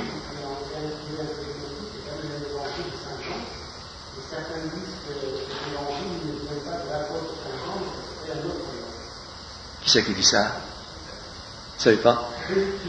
Qui ça? Avant. Oui. Les francs-maçons font toujours référence à l'évangile de Saint Jean, 4e évangile, toujours. Hein. Et quand ils ont des cérémonies importantes, on jure sur l'évangile de Saint Jean. Hein. Et ils ont beaucoup de loges, s'appelle la loge de Saint Jean, etc. Vous voyez, Saint Jean. Ils utilisent l'évangile de Saint Jean parce que c'est un évangile qui est, disons, plus spirituel, plus doctrinal et moins narratif, si vous voulez. Donc il y a des exposés beaucoup plus doctrinaux que les 3 autres. Et il est plus récent que les autres, si vous voulez. En particulier, tout le prologue de l'évangile de Saint Jean est une dénonciation des gnostiques. Vous voyez, on voit très bien l'opposition aux gnostiques. Et alors, c'est intéressant de noter ça. Hein. qu'eux ont vu dans cet évangile-là la possibilité d'en donner une interprétation mystique qui leur permet de faire passer leur symbolisme maçonnique. Vous voyez ? Alors, c'est pas étonnant que des groupements d'origine, parce que les groupements manichéens modernes sont d'origine maçonnique, si vous voulez, hein, et la franc-maçonnerie n'est jamais que l'héritière de Mani, ici, eh bien, utilisent cet évangile-là. Mais quand il s'agit des manichéens de l'époque, c'est pas vrai du tout. Les manichéens de l'époque, ils avaient leurs évangiles à eux, et les quatre évangiles catholiques, ils ne les connaissaient pas. Ils les avaient rejetés, ils ne les connaissaient pas. Ah voilà, c'est tout le problème. C'est tout le problème de Mani qui se dit, je suis la réincarnation du Saint-Esprit. C'est ce qu'il dit. Du Paraclet, hein. Du Paraclet, vous voyez. Alors, qu'est-ce que vous voulez? Il y a ce qu'il dit, et puis il y a la vérité. Et quand on dit, je suis la réincarnation du Saint-Esprit, il ne faut pas se prendre pour n'importe qui, hein. Il part. C'est un peu gros, si vous voulez. D'autre part, nous savons très bien, par la révélation chrétienne, que l'annonce de la descente du Saint-Esprit, c'est la Pentecôte. Hein? Elle a déjà eu lieu un certain jour. Vous voyez? Celui qui vient après, plusieurs siècles plus tard, dire le Saint-Esprit c'est moi, eh ben, il faut une dose d'orgueil prodigieux. Hein? Comment on rentre dans les faux prophètes? Alors vous direz, il peut bien dire je suis le Paraclet revenu sur terre, je suis la réincarnation du Paraclet, c'est que dit Mani. En fait, c'est pas vrai. Donc, il y a bien une inspiration satanique là. Vous voyez? C'est évident, je ne sais pas, tous les faux prophètes sont forcément inspirés par des démons, ils ne veulent pas être inspirés par Jésus-Christ quand même. Autrement, ce serait absurde, si vous voulez. Il y aurait une contradiction fondamentale. Et vous êtes revenu aussi en eux-mêmes réunis pour retrouver un peu Dieu. Alors, non. C'est un peu la même attitude qu'a fait Saint Jean d'Acroix. Attends, mélangeons pas les choses. Le nirvana, j'ai dit, le nirvana, le retour au nirvana, ce qui veut dire anéantissement, n'est jamais que la porte pour retrouver le royaume de la lumière. Vous voyez? J'avais expliqué le stauros. Hein. La croix chez les gnostiques, c'est pas la croix latine, c'est le tout. C'est le tout. C'est le stauros. Ils le mettent entre le 7e et le 8e ciel, puisqu'il faut remonter les éons de manière à remonter au 8e ciel, qui est l'ogdoade. Alors, à l'hebdomade et l'ogdoade, ils sont séparés par le tau. Le tau, c'est le stauros, ça veut dire la limite. À cet endroit-là, on rejette son corps de pourriture, on devient pur esprit, et on rentre dans le royaume de la lumière en se fondant dans l'esprit universel. C'est ça, hein? Donc le nirvana n'est qu'un passage, c'est le retour à la lumière. Mais retour à la lumière dans lequel on se fond dans le domaine de la lumière, dans le grand tout cosmique, c'est le panthéisme, si vous voulez, et on n'a plus de personnalité, on l'a perdu complètement. Hein? Ça, c'est l'enseignement de tous les gnostiques, c'est l'enseignement de Mani, et c'est l'enseignement des bouddhistes, qui l'ont repris à Mani. Saint Jean de la Croix ne dit pas du tout ça du tout. Hein? Il ne prétend pas du tout qu'il faut perdre sa personnalité, perdre sa volonté ou son intelligence personnelle, de manière à ne devenir plus qu'une espèce de magma dans un Dieu cosmique, absolument pas. Vous voyez? Ça n'a aucun rapport, même s'il y a des formules, des textes, des phrases qui paraissent ressembler au bouddhisme. Vous voyez? Elles ne ressemblent qu'en apparence, parce qu'en réalité, elles ne donnent pas du tout le même enseignement. Hein, vous êtes bien d'accord là-dessus? Là, vous faites attention à ces choses-là. Hein? Parce qu'aujourd'hui, vous avez des néognostiques qui vous emploient les formules mystiques de Saint Jean de la Croix, Sainte Thérèse d'Avila et compagnie pour faire pénétrer la gnose elle-même panthéiste, vous voyez, dans l'esprit, et qui s'en servent avec un art remarquable. Vous voyez, j'ai déjà plusieurs fois ça. C'est une chose à laquelle il faut faire attention aussi. Vous voyez? Qu'est-ce que ça fait la croix orientale? Ah ben non, la croix des Nestoriens, c'est une croix avec 4 branches quatre taux, c'est ça, oui, si vous voulez, oui. Si vous voulez, c'est quand même une véritable croix, hein. C'est la croix grecque ressemble. Ça n'a rien à voir avec ça, non, absolument pas. Pas avec le taux, le stauros des gnostiques. Par exemple, dans une basilique gnostique, chrétienne gnostique à Rome, vous voyez, Jérôme Carcopino a décrit cette basilique. C'est une basilique souterraine, une hypogée gnostique à Rome, tenue par des adorateurs du serpent, hein, qui s'appellent les Naasènes, Ophitounaasènes, dont j'ai mis une image dans mon premier livre. Mais une autre que je n'ai pas mise, il y a une croix. Il a une croix latine. Alors, les érudits qui ont vu ça, disent, mais ça c'est une hypogée chrétienne, puisqu'il y a une croix. Mais cette croix, elle n'est pas comme devant au milieu, elle est sur le côté et en hauteur. Et Jérôme Carcopino, qui connaissait bien l'enseignement des gnostiques, a dit, ça c'est le stauros. Toujours sur un côté, en hauteur. c'est-à-dire entre du 1er au 7e siècle et le 8e, n'est-ce pas, passé, toujours sur le côté en hauteur. Si vous regardez aujourd'hui un certain nombre d'églises, vous avez cette croix, non pas au milieu fixe, mais sur le côté, un peu en hauteur, avec un plan incliné. Avec un plan incliné. Je l'ai vu, l'église de Point du Jour. Je l'ai vu, l'église de Saint-Sacrement. Ce symbole-là. Vous avez une croix latine qui est posée sur un côté, à gauche en général, avec un grand plan incliné pour monter dessus. Eh bien, ça, c'est un thème gnostique. C'est le thème du Stauros, si vous voulez. Comment? C'est l'influence, bien sûr, des modernistes qui sont des gnostiques, n'est-ce pas, qui cherchent à mettre dans les églises des symboles gnostiques, comme celui-là. Le fait de mettre la croix sur le côté, et non pas au centre de l'autel, sur le côté. Ça, c'est protestant. Les protestants le faisaient déjà depuis longtemps, ça. Vous avez ici le retour du Stauros, la disparition de la vraie croix, et le Stauros sur le côté. Ça, c'est un thème gnostique depuis toujours. La croix. Alors la croix gammée n'existe pas. Alors la croix gammée, c'est autre chose. C'est pas une croix du tout. C'est pas une croix du tout, la croix gammée. C'est la roue. C'est la roue. C'est la roue universelle des choses. C'est-à-dire que là, il y a deux croix gammées. Le gamma à droite, qui tourne dans un sens, et puis la croix gammée à gauche. Qui ont deux noms différents d'ailleurs, qui tournent dans un sens. C'est la roue. C'est la roue de la réincarnation. C'est le symbole de la réincarnation aux Indes. Vous voyez. Alors des croix gammées, il y en a eu partout. Il y en a eu même dans les catacombes chrétiennes, il y en a eu en Égypte, il y en a eu partout. L'origine de la croix gammée, c'est pas une croix, en tout cas, c'est pas du tout une croix chrétienne, absolument pas. Alors l'origine, je sais pas, je saurais pas vous dire. Peut-être que vous savez quelque chose.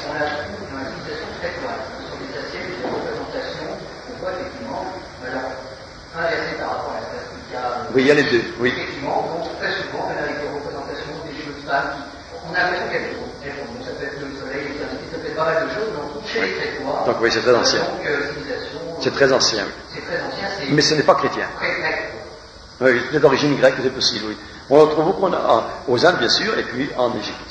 En Égypte. Alors, moi, je connais pas assez bien l'affaire. Le swastika, je connais pas assez bien. Je sais que les scouts ont repris le swastika. Baden-Powell a relancé le scoutisme en Occident avec le swastika. Les plus anciens manuels comportent la croix gammée. Tous, vous voyez, la croix gammée est d'origine scout, donc d'origine hindoue. Et quand Hitler l'a repris pour lui, c'est parce que c'était un symbole de l'arianisme, des Ariens, des Indo-Européens. Oui, c'est un symbole qui est repris comme cela. Comment? Je ne l'ai pas vu dans les insignes francs-maçons, le swastika. Ah, Baden-Powell était franc-maçon, bien sûr, oui. Ah oui, je ne l'ai pas vu dans les insignes francs-maçons du XVIIIe siècle. C'est là que c'est intéressant. Mais on le trouve au XIXe siècle, seulement au XIXe siècle, ce sont les francs-maçons eux-mêmes qui ont inventé le néo-bouddhisme pour nous l'imposer au cours de tout le XIXe siècle et le XXe siècle, n'est-ce pas? Alors c'est normal qu'ils aient pris les symboles qui correspondent à ce qu'ils veulent enseigner en Occident, mais je ne l'ai pas vu au XVIIIe siècle. Au XVIIIe siècle, le contact n'avait pas encore été repris avec le bouddhisme et le brahmanisme chez les francs-maçons. Ça, j'explique dans la dernière partie de mon topo, mais je ne vais pas vous le faire maintenant. C'est là que je crois. Oui, là-bas.